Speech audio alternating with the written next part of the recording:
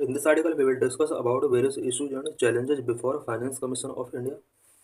We will also discuss about various recommendations of 16th Finance Commission.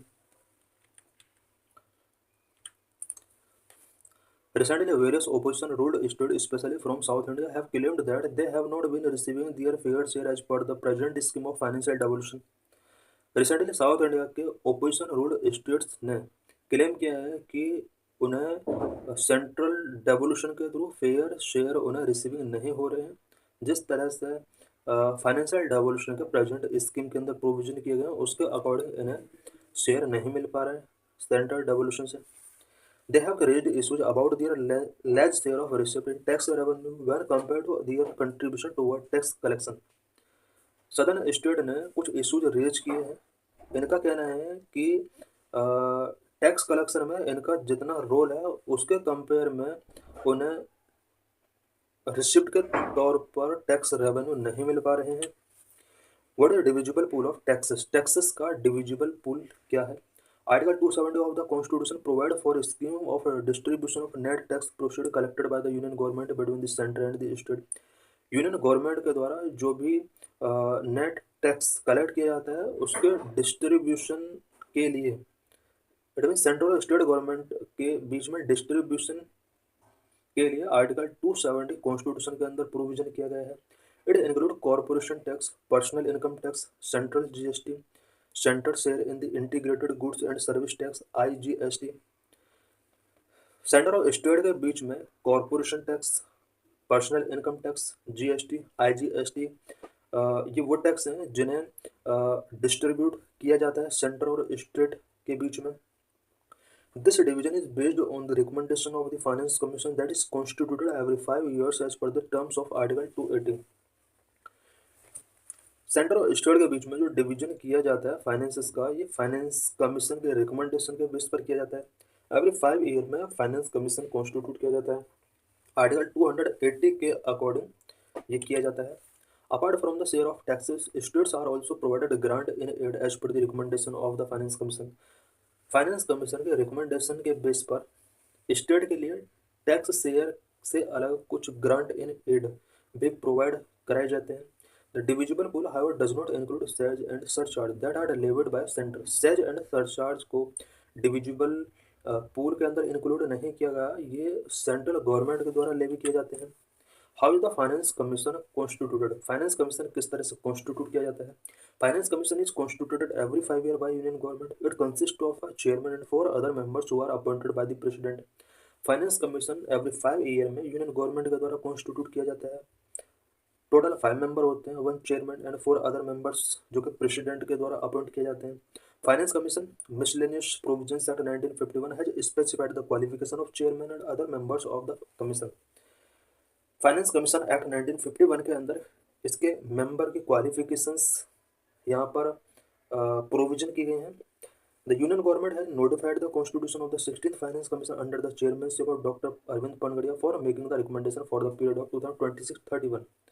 Union government ने 16th Finance commission के लिए यहाँ पर notify किया. हालांकि ये अब इसने अपना वर्किंग स्टार्ट कर दिया 16th फाइनेंस कमीशन है 2026-31 के लिए, और अरविंद पनगड़िया इसके चेयरमैन हैं.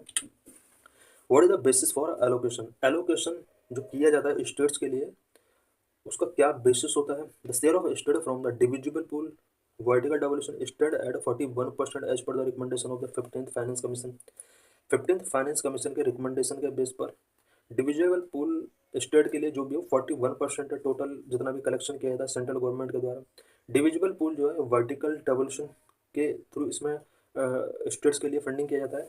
The distribution among the states is based on various criteria. Distribution जो भी किया जाता है स्टेट के लिए ये हॉरिजॉन्टल डेवोल्यूशन इसको बोला जाता है. इसके लिए वेरियस क्राइटेरिया होते हैं. The criteria for horizontal devolution among state for the last 5 finance.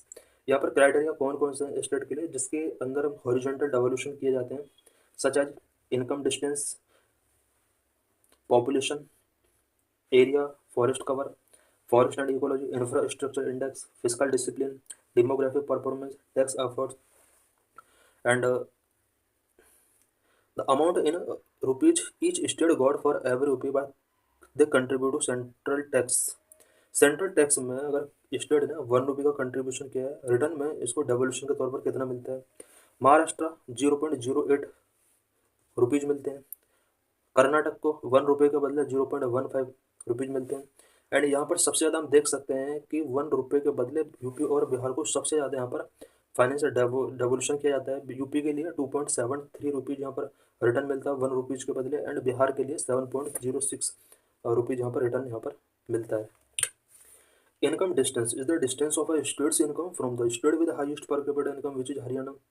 Income distance के अंदर पर्टिकुलर स्टेट का उस स्टेट के साथ कंपेयर किया जाता है जो कि हाईएस्ट पर कैपिटा इनकम रखता है। State with lower per capita income would be given a higher share to maintain equity among state. जिस स्टेट का पर कैपिटा इनकम लोअर है उसको हायर शेयर मिले गिवन किया जाता है। Population is the population as per the 2011 census till the 14th Finance Commission weightage was given for the population as per the 1971 census, but that has been discontinued in the 15th Finance Commission. 14th Finance Commission तक 1971 census को base मानकर यहाँ पर population के base पर funding किया जाता था स्टेट के लिए, बट 15th फाइनेंस कमीशन से इसको डिसकंटिन्यू कर दिया गया। Forest and ecology consider the share of dense forest in each state in the aggregated dense forest of all state. All state के अंदर फॉरेस्ट एंड इकोलॉजी कितना है उसके बेस पर भी यहाँ पर फंडिंग किया जाता है। The demographic performance criterion has been introduce to reward efforts made by the state in controlling their population. जिस स्टेट ने पॉपुलेशन कंट्रोल के लिए एफर्ट किए हैं उसको रिवार्ड गिवन किया जाता है इस डेवोल्यूशन के अंदर। State with lower fertility rate will be scored higher in this criteria. जिन स्टेट के अंदर लोअर फर्टिलिटी रेट है उन स्टेट के अंदर इस क्राइटेरिया के थ्रू यहाँ पर रिवार्ड किया जाता है।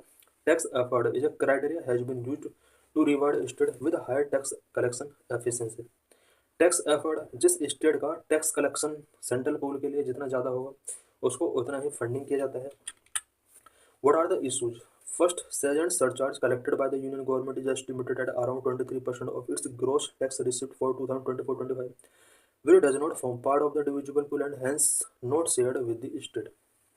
सबसे बड़ा इशू सेल एंड सरचार्ज का है जो कि सेंट्रल गवर्नमेंट के द्वारा कलेक्ट किया जाता है और ग्रॉस टैक्स रिसिप्ट का 23% के लिए सेल एंड सरचार्ज रिस्पॉन्सिबल है। डिविजिबल पूल का ये पार्ट नहीं बनता, इट मीन शेयर इसको स्टेट्स के साथ शेयर नहीं किया जाता, सेंट्रल गवर्नमेंट इसको अपने पास रखती है। सबसे बड़ा अभी इशू बना हुआ है। Secondly, the amount each state get back for every rupee the contribute to central tax so steep variation. Each state जो सेंट्रल टैक्स में जितना अपना कंट्रीब्यूट करता है उसके कंपेयर में उसको उतना शेयर नहीं मिलता है। It can be seen that industrially developed state received much less than a rupee for every rupee they contributed, as against a state like UP and Bihar. India के अंदर जो इंडस्ट्रियली डेवलप्ड स्टेट है और every rupee जो वो contribute करते हैं central tax में उसके अगेंस्ट उन्हें मच लेस शेयर रिसीव होता है। For example UP and Bihar जो कि 1 रुपये के बदले 2.73 एंड 7.06 रुपीज रिसीव करते हैं। However, this variation can also be attributed to the difference in GST collection among various states. यही प्रॉब्लम जीएसटी कलेक्शन से रिलेटेड है। जो स्टेट जितना ज़्यादा जीएसटी कलेक्शन में हेल्प कर रहा है उतना ही उसको शेयर कम मिल रहा है। Third, the percentage share in the divisible pool of taxes has been reducing for southern state over the last six financial commission. Last six financial commission में सदर्न स्टेट का जो डिविजिबल पूल का जो share है उसका percentage काफ़ी reduce हुआ है। Finally, grant in aid as per the recommendation of the finance Commission varies among various state. Grant in aid जो कि फाइनेंशियल कमीशन के द्वारा यहाँ पर रिकमेंड की जाती है इसमें भी बहुत ज़्यादा वेरिएशंस शो हो रहे हैं। Important reform that may be considered for maintaining the balance between equity and federalism while sharing revenue. Revenue sharing के दौरान इक्विटी एंड फेडरलिज्म के बीच में बैलेंस बनाने के लिए क्या क्या इंपॉर्टेंट रिफॉर्म्स किए जाने चाहिए? The finance commission recommend to assess imbalance and propose a fair sharing mechanism. Finance commission imbalance को असेस करने के लिए एंड फेयर शेयरिंग मैकेनिज्म को इंश्योर करने के लिए कुछ रिकमेंडेशंस यहाँ पर उसने किए हैं। First, the divisible pool can be enlarge by including some portion of cess and surcharge in it. Cess and surcharge जो 23% है ओवरऑल टैक्स कलेक्शन का, सेज एंड सरचार्ज को एनलार्ज करना होगा और इसमें डिविजिबल पूल के लिए इसमें कुछ शेयर इसको इंक्रीज करना चाहिए। Second, the weightage of efficiency criteria in horizontal devolution should be increased. Horizontal devolution जो किए जाते हैं इसका जो क्राइटेरिया है इसको इंक्रीज करना होगा। Third, similar to GST council, a more formal arrangement for the participation of state in the constitution and the working of the finance commission should be considered. Finance commission के constitution के लिए and working के लिए जिस तरह से GST council होती है फॉर्मल अरेंजमेंट, इसी टाइप का फाइनेंस कमीशन के कॉन्स्टिट्यूशन वर्किंग के लिए स्टेट्स पार्टिसिपेशन का यहाँ पर अरेंजमेंट होना चाहिए। How it diluting the spirit of cooperative fiscal federalism, जिस तरह से लास्ट कुछ डिकेड्स में स्टेट्स के लिए डेवोल्यूशन काफ़ी कम हुए, इसकी वजह से स्पिरिट ऑफ कोऑपरेटिव फेडरलिज्म किस तरह से डायल्यूट हो सकता है। It is a matter of deep worry that the union government pay less to state and retain more of the gross tax revenue as cess and surcharge. ये एक deep worry matter है कि union government state के लिए very लेज पे कर रही है and more and gross tax का एक मोर पार्ट अपने पास रख रही है। सेज एंड सरचार्ज रेवेन्यू के तौर पर इसके पास बहुत ज़्यादा शेयर रिमेन रहता है। The substitution of such untied transfer with central scheme increase rigidity the substitution of such untied transfer with central scheme increase rigidities in union state relations and diluting the spirit of cooperative fiscal federalism। इस तरह से जो central scheme के अंदर untied transfer जिस तरह से बढ़ रहे हैं, एडमिन ट्रांसफर जिस तरह से central government says and surcharge से नहीं कर रही है, ये यूनियन और स्टेट के रिलेशंस को काफ़ी रिजिडिटी कर सकते हैं और कोऑपरेटिव फेडरलिज्म का जो स्पिरिट है वो डायल्यूट हो सकता है। When state government contribute a share in implementing a central project, the union government often tries to taking credit by insisting on displaying prime minister photograph on other form of labor।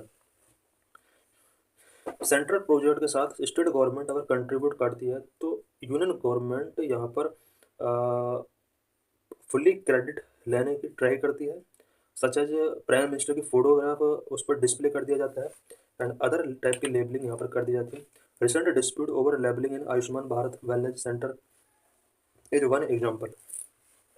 Ayushman Bharat wellness centre, यहाँ पर हम देख सकते हैं प्रधानमंत्री की यहाँ पर फोटो होती है, जबकि यहाँ पर स्टेट गवर्नमेंट का भी इसमें कंट्रीब्यूशन होता है।